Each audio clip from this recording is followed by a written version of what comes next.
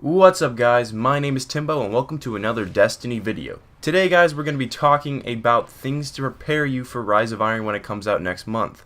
None of the things on this list are 100% necessary to do.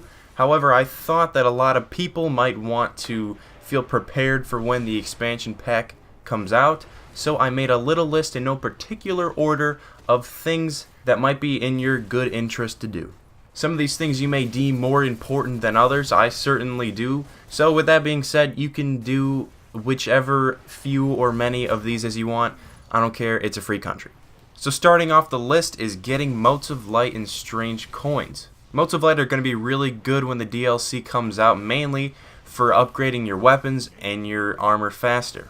They can also be really good for upgrading factions, if you want to get some new Future War Cult gear or New Monarchy, Dead Orbit, whatever you are a part of. As far as Strange Coins go, you're going to want a lot of those too because Xur is going to be selling new exotics. The good thing is that Motes and Strange Coins are both extremely easy to get. You basically just play the game, do bounties, blah blah blah. They hand them out like hotcakes, okay?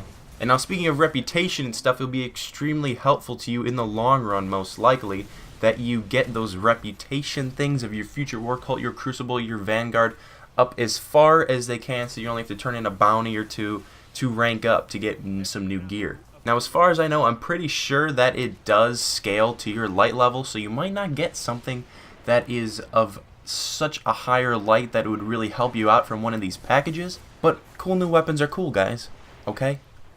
You can get some of them.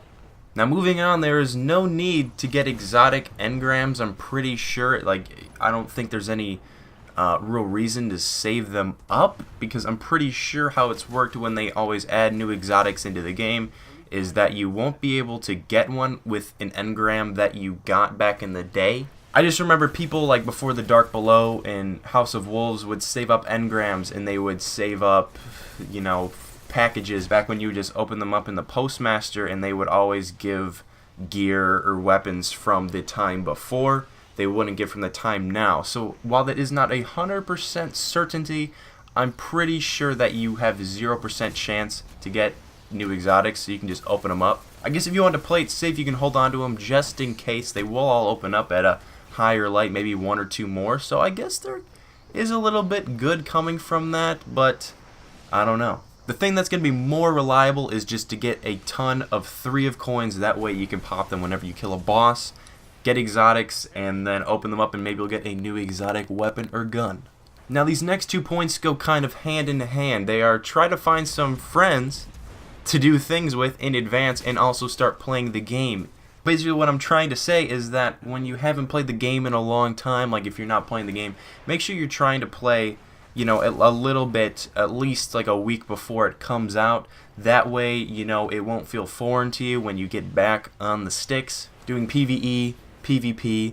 You don't want to be rusty is what I'm saying. And then just the whole making friends part is, it's better to find people to play with as far as raids, nightfalls, quests, all those types of things. It's better to have a group of people in advance so that you're not looking up, in the forums as it's happening. You have a set people, you're like, okay, I have me, and then I know 5 other people that I will do the raid with when it comes out, rather than just looking for randoms on the Bungie forums, aka my nightmares. Next on the list is your materials, your spin metals, your helium filaments, all those spirit bloom type of things, weapon parts, armor materials. You're going to be upgrading a lot of stuff. You don't want to run out of that stuff. Weapon parts and armor materials probably aren't going to be that high of an issue as far as getting them and running out of them, especially because you can buy them from the gunsmith. And then armor materials, you're going to be getting a lot of engrams, you're going to be doing a lot of PvE, so you probably will be decrypting a lot of engrams, which thus means armor materials. The big thing is the spin metal and that sort of thing. Nobody likes to farm that stuff. If you have a decent amount of them, you should be good. Another thing that you're going to want is 200 legendary marks, because you're going to want to start spending those legendary marks on new pieces of gear and new weapons. Now last but not least, this is something that you're going to want to do. You're going to want to make sure you are the highest light that you possibly can be before Rise of Iron comes out. With the April update, Bungie made it a lot easier to get to max light at 335, so I feel like a lot more people are. But I feel like if you're anywhere close to that, like around that 330 mark, you should be high enough light to get through these new activities. I understand that you will be getting higher light stuff, you know, as you're doing things, but if you're a higher light to begin with, it'll make these missions easier, because I remember back when the Taken King came out, you needed to be a certain light to even like start doing the missions, and they would be kind of difficult if you were a lower light than that. So make sure that you are near the cap so that you don't have these issues. But that really finishes off my list. I don't know if you think I forgot anything or if there was too much on here.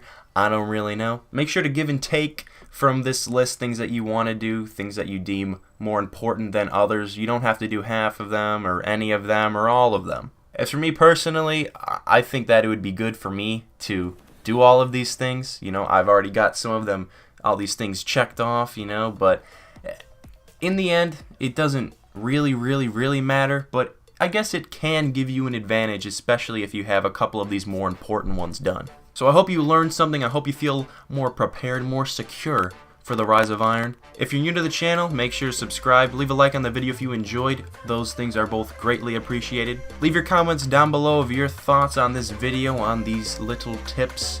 Thank you guys very much for watching. And as always, I will see you in the next one.